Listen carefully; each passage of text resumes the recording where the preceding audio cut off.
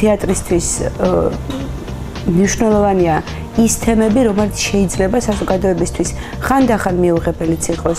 ამაზე საუბრობდნენ, ან ფიქრობდნენ მხოლოდ კულუარებში, არ მხოლოდ ზოგიერთი დაჯგუფება, ან ზოგიერთი ორგანიზაცია, მაგრამ რეალობა ყოველთვის რეალობაა. ხო და ზოგჯერ გაურბივართ ამ რეალობას. ახლა ამ შემთხვევაში ჩვენ გადავწყვიტეთ, რომ არ გავექცეთ და არ ვიფიქროთ იმაზე, თუ რამდენად არის თუ არ არის აქტუალური და საზოგადოება ამაზე საუბრობს თუ არა, მაგრამ ფაქტია, რომ როგორც თქვათ, გაეროს ქალთა ორგანიზაციის გამოკვლევები ამბობს, საქართველოში ძალადობის მსხვერპლია ყოველი მე-11 ქალბატონი. ფორმატი ასეთია, ჯერ შევხედავთ სინოფსისებს, მე კიდევ ვარჩევთ 5, 6, 4 სასურველია მეც დრამატურგს, რომლის სინოფსისის საფუძველზე ხდება უკვე მე პიესაზე მუშაობა.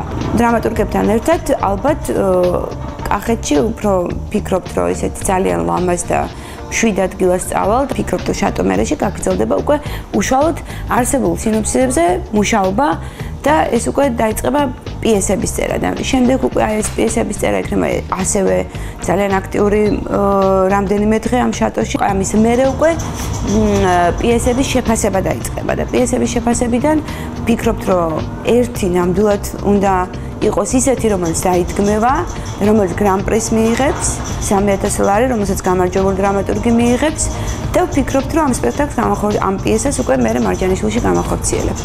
ჩვენ წარვადგენთ ამ პიესას თბილისის საერთაშორისო თეატრალურ ფესტივალზე შოუკეისზე და გამარჯვებულსაც და უკვე ვფიქრობთ, რომ მუშაობას მარჯანიშვილის თეატრი დაიწყებს ამ პიესის განხორციელებაზე ამ წლის ბოლოს და პიესა სპექტაკლი გამოვა 2013 წლის დასაწყისში.